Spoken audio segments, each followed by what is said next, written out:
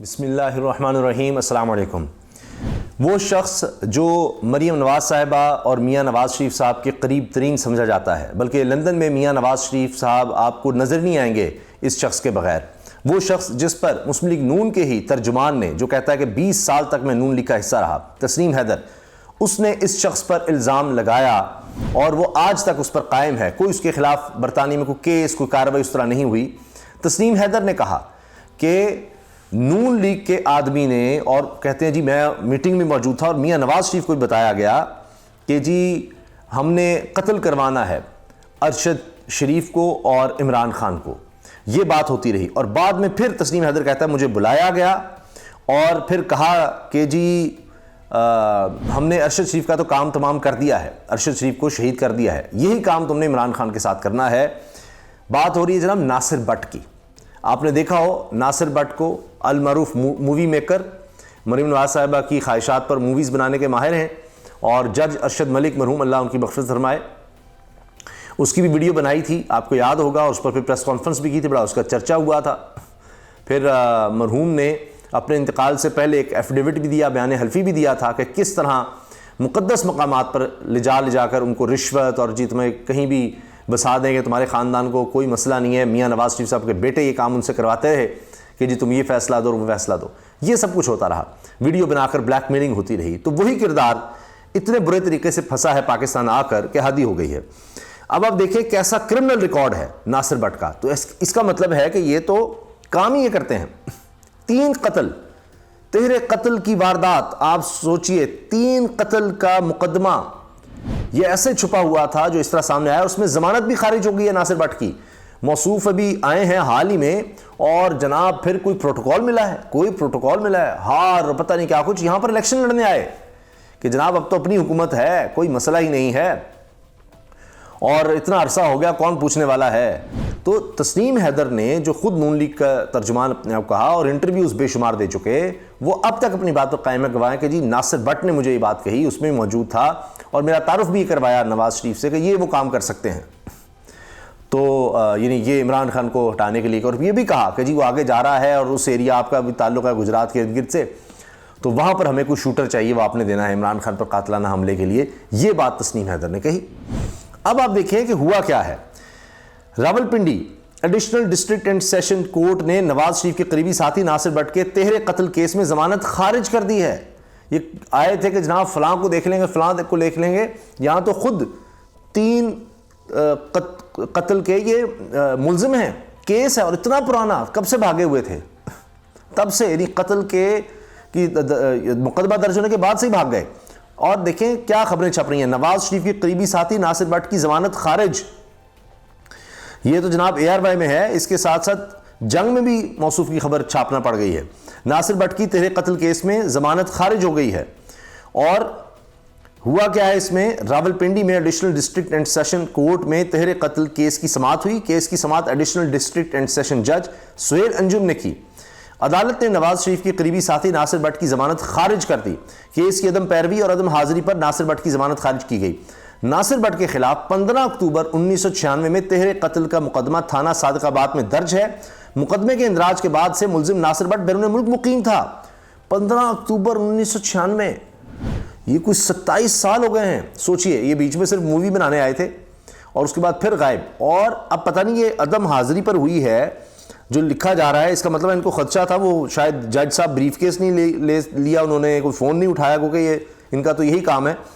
तो इसीलिए अब ये चीफ जस्टिस पर भी हमला आवर हैं कि वो भी फ़ोन वाला नहीं मामला होता, इनको तो यही काम आता है। तो सोचा था किसी ने इनको ये बताया होगा आप आ जाएं जी, सब कुछ मैनेज है, कोई मसला नहीं है। अब आगे पता लगा तो अब वो पेश ही नहीं हुए। केस की अदम पैरवी और अदम हाजिरी पर नासिर भट्ट की जमानत खारिज हुई है। और जनाब ये 1996 में तेहरे कत्ल का मुकदमा दर्ज हुआ थाना सादकाबाद में, और तब से ये मफरूर हैं, भागे हुए हैं। नासिर भट्ट के इससे कबल रेड वारंट भी जारी किए गए थे, सोचिए जरा। तहम मुल्जिम नासिर भट्ट की जमानत कबल से गिरफ्तारी 3 अप्रैल तक मंजूर हो चुकी थी। अच्छा, इन्होंने पहले जमानत कबल से गिरफ्तारी करवाई कि जी आ गए हम, अपनी हुकूमत है, कोई मसला नहीं, सब भूल भाल गए। और उसके बाद आकर, और ये वहाँ पर बॉडीगार्ड भी बने होते हैं मियाँ नवाज शरीफ के, आगे पीछे भी फिर रहे होते हैं, वहाँ पर गालिम गलोच में भी आगे आगे होते हैं। और वहाँ जो प्रोटेस्ट हो रहा होता है, कई दफ़ा उन पर तशद्दुद करवाने में भी वो भी केसेस हुए हैं बड़े वहाँ पर इनके मामलात। तो ये आगे पीछे और पुराने यहाँ ये मियाँ नवाज शरीफ साहब के साथी हैं। तो इनकी ज़मानत 3 अप्रैल तक मंजूर हो चुकी थी। गुज़श्ता माह पाकिस्तान मुस्लिम लीग नून के कायद और साबिक़ वज़ीर-ए-आज़म नवाज शरीफ के करीबी साथी नासिर भट्ट लंदन में जलावतनी ख़त्म करके पाकिस्तान पहुँचे थे। जलावतनी भी देखें ना ये कैसी है, यानी कत्ल के मुकदमे इन पर हैं और उसके बावजूद ये जी जलावतनी निकाल रहे होते हैं। वो भी ये जी मियाँ नवाज शरीफ साहब की जलावतनी कहेंगे, ख़ुद लिख कर गए, बाहर गए, जिस तरह से आपने देखा पनामा का मुकदमा, वो सारा कुछ आज भी मफरूर मुजरिम। आप ये कह रहे हैं कि जी अदालतें लिख कर दें मेरे खिलाफ कोई कार्रवाई नहीं होगी, यहाँ पर कानून बना रहे हैं, अपील का हक़ होगा, सारा कुछ ये करेंगे। और पूरी पार्लियामेंट को लोग मर रहे हैं यहाँ पर भूख से, आटे की लाइनों में लग रहे हैं। अभी इमरान खान साहब ने ये ट्वीट किया, इनको तो अपनी इक़्तिदार की पड़ी हुई है। इमरान खान ने ट्वीट किया है कि किस कदर दुख और अफसोस की बात है, जो हम राशन स्कीम ला रहे थे, लोगों को बाइज्जत तरीके से राशन पर सब्सिडी मिल जाए, उसका पूरा एक निज़ाम ला रहे थे एहसास प्रोग्राम के अंडर, के वहीं पर मुख्तलिफ इलाकों में दुकानों से उनको मिल जाएगा रियायती कीमत पर। नहीं जनाब, इनको तो शौक़ है लोगों को इस तरह से आटा, बस ये कोई सिस्टम है, एक ही दफ़ा जनाब बस पता नहीं इलेक्शन नज़र आ रहे हैं उसलिए आटा ऐसे जनाब कर दो, वो ज़ाया हो रहा है, उसमें करप्शन हो रही है, ख़राब आटा। नदीम अफजल चंद साहब कहने खाने के काबिल नहीं है और उसमें लोग मर रहे हैं, 20 से ज़्यादा लोग मर गए।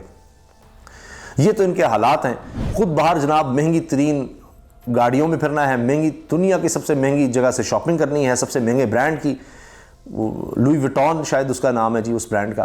फिर अब ये भी है कि मौसूफ जो हैं उनकी बेटी मरीम नवाज साहबा पहले लंदन जाएंगी, वहाँ से चार्टर्ड प्लेन वो होगा और उसके ज़रिए जनाब वो सऊदी अरब आएंगे।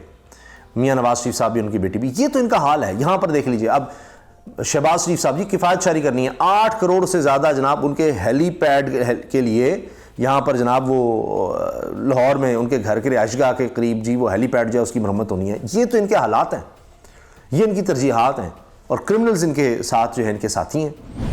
नासिर भट्ट ने 30 अप्रैल को होने वाले पंजाब असम्बली के इंतखाबात के लिए हल्का PP 16 से कागजात नामजदगी जमा करा रखे हैं। अब ये वक्त आएगा 3 कत्ल की वारदातों में नामजद लोग 27 साल जनाब मुल्क से गए हुए जब से मुकदमा दर्ज है, अब वो इंतखाबात में हिस्सा लेने यहाँ पर आ गए हैं। तो इनके जिनके लीडर ये काम करेंगे उन्होंने भी यही काम करने हैं। ये उनके लिए तो तमगे की बात है। यही हाल राना सनाउल्लाह का है। वो उनके आबिद शरीफ के वालिद साहब कहते रहे पता नहीं कितने 30 कत्ल के मुकदमे या FIR हैं, 20-25 हैं। अब वो सब भूल भाल गए हैं, क्योंकि अब मसला ये है कि पहले तो ये कहते थे नून लीग का गढ़ है, मुख्तलिफ धड़े हैं, वो भी जीत जाए ये भी जीत जाए। अब तो वो लोटों को साथ मिलाकर राजा रियाज हों, दीगर हों, अब वो नहीं इनकी बात बन रही, सफाया हो गया है। तो अब ये पता नहीं क्या पैसे की खातिर या किसके लिए या लोगों को डराने के लिए इनको इंपोर्ट किया गया। वो 3 कत्ल की वारदातें निकल आई हैं और उसमें भी ज़मानत भी खारिज हो गई। अब ये किसी भी वक्त रफू चक्कर हो जाएंगे, ये भी पता नहीं है।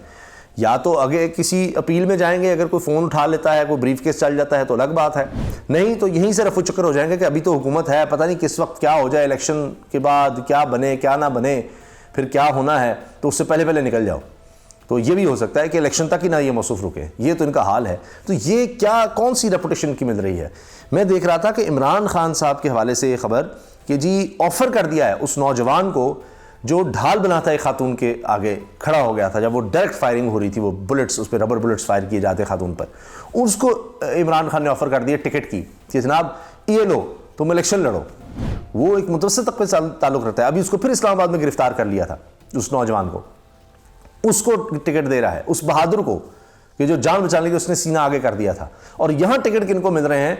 3 कत्ल के जिन पर मुकदमे, 3 कत्ल के मुकदमे, 13 कत्ल का मुकदमा, उन लोगों को जनाब, भागे हुए मफरूरों को, उनको जनाब वहां से बुला बुला के टिकट मिल रही है। ये फर्क नजर आ रहा है 2 पार्टियों में, ये है हालत। तो अब आप खुद सोचें कि लोग किस तरफ जाएंगे, किस तरह से मुवाजना करेंगे। ये पलड़े जो मरीम कहती हैं बराबर होने चाहिए, पलड़े देख लें, उधर पलड़ा देखें किस तरह के लोगों को टिकट मिल रहा है, यहाँ पलड़ा देख लें किस तरह के लोगों को टिकट मिल रहा है और क्या हो रहा है। अल्लाह हाफिज़।